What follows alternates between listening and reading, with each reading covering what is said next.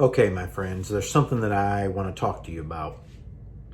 I decided to do some research on the internet and about laws, etc., because I have this conviction about not wearing a mask, and it's my personal conviction. It has to do with my faith, has to do with my belief in God, it has to do with my relationship with God, and my 181 scriptures. These are personal scriptures I've written down in a journal. As you can see, it's tattered and torn because I've had it for a long time, because everything that's in that journal is 180 scriptures that I live and breathe daily and feel very, very strongly about. So my personal belief prevents me from wearing a mask and also still feeling like I'm doing right by my personal religious belief, by my relationship with God. This has to do with me. But I thought, if this has to do with me, I wonder if there's other people that this has to do with, that have this strong conviction because of their faith in God not to wear a mask. And is there any laws that protect us? Because there's mandates out now, and we've had all the arguments and discussions scientifically, medically, and as far as the stats go, and that goes back and forth depending on which side you're on.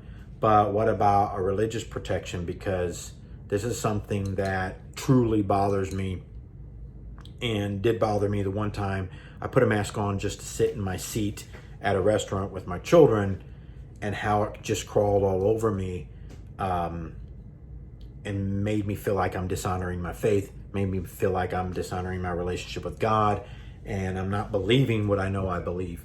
So with that, I decided to look up a law, and I wanted to read it to you. This comes from the Justice Department, Federal Registry. Federal Law Protections of Religious Liberty, Federal Register, Volume 82, number 206, document citation 82 FR 49668, pages 49668 through 49680. That means it's 13 pages of law. Agency docket number 165, docket number 120723 from the Federal Registry. Federal Memorandum by the Attorney General of the United States in interpretation of Executive Order number 13798 E482, Federal Regulation 21675 of the Religious Freedom Restoration Act of 1993, just in case anybody wants to look up this 13-page law. I'm reading directly from it, so when Facebook fact checks me, I'm only reading law and then giving my opinion about my own personal belief, which neither can be questioned.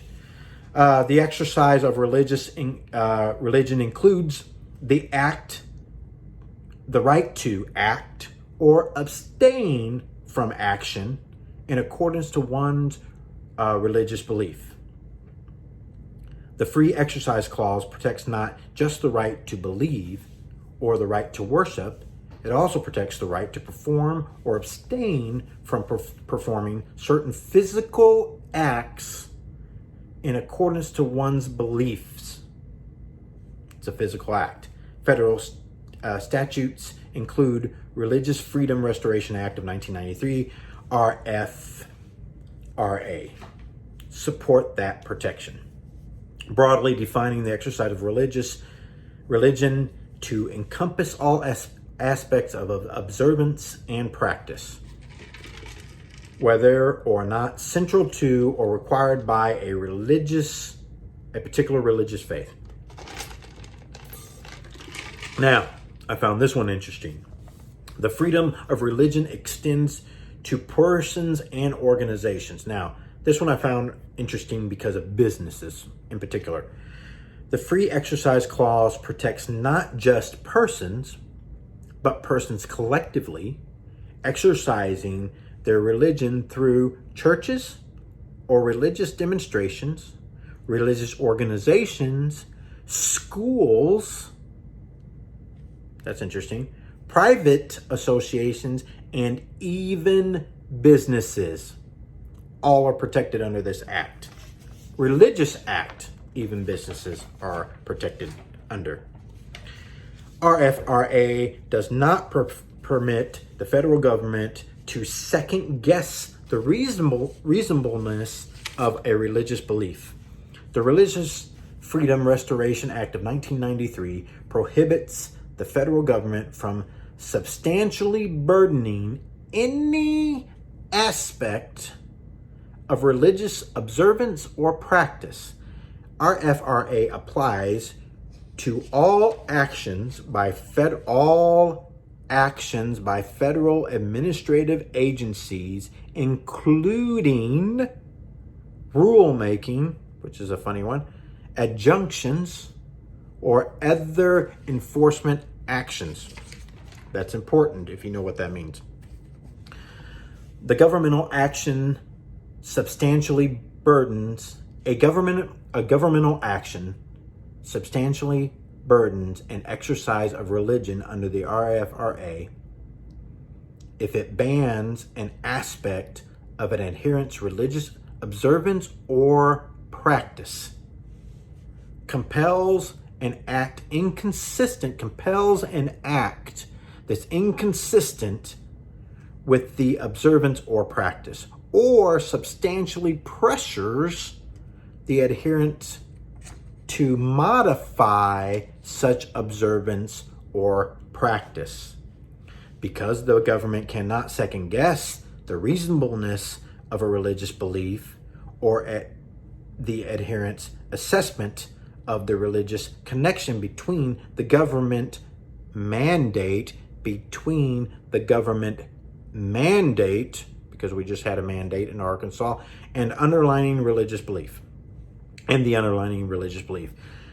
The substantial burden test focuses on the extent of the governmental conclusion involved. In general, a government action that bans an aspect of an adherent's religious observance or practice compels an act inconsistent with that observance or practice, or substantially pressures the adherent to modify such observance or practice, will qualify as substantial burden on the exercise of religion, meaning I will not be wearing masks, because it definitely does that to me individually. Again, I can't speak for anybody else. Government may not attempt to regulate religious beliefs, compel religious beliefs, or punish religious beliefs. Importantly, the Protection of Freedom Exercise Clause also extends to acts undertaken in accordance with such sincerely held beliefs.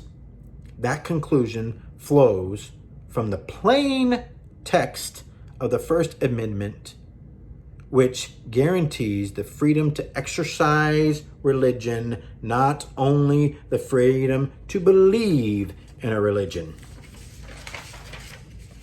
And finally, second, even a neutral. So I've heard, or I would think the argument that this isn't a law that is here to damage or hurt you. It is a neutral law. It is not something attacking your individual religion, etc., etc. It seems like this mandate or this memorandum decided to cover everything, because it says even a neutral, generally applicable law is subject to strict scrutiny, meaning the most rigorous form of scrutiny, under this clause if it restricts the free exercise of religion and another constitutionally protected liberty. So there you have it. Laws that protect you under the Religious Freedom Restoration Act of 1993. If you do not want to wear a mask, it says you have a right to abstain from any action. It says that you're protected. It says that the government cannot second guess your religious beliefs.